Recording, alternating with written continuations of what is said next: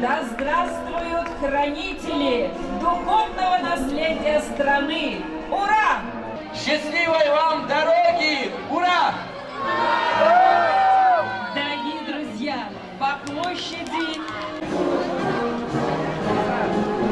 замыкают эту красочную колонну выпускников на сцене хор Кантилена исполняют. Искренне от всей души хочу поздравить вас с этим праздником. Он, конечно, двойной праздник. С одной стороны, он и грустный. Грустный почему? Потому что вы сегодня прощаетесь со своей школой, со своим классом, со своими преподавателями.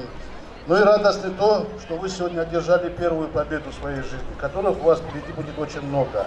Благодаря этим знаниям уверен на 100%, что вы сможете писать свои имена не только в историю нашего города и республики, но и нашей великой Родины. С праздником, дорогие выпускники!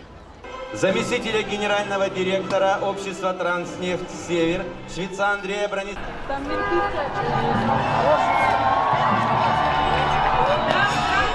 Выпускники 2018 года!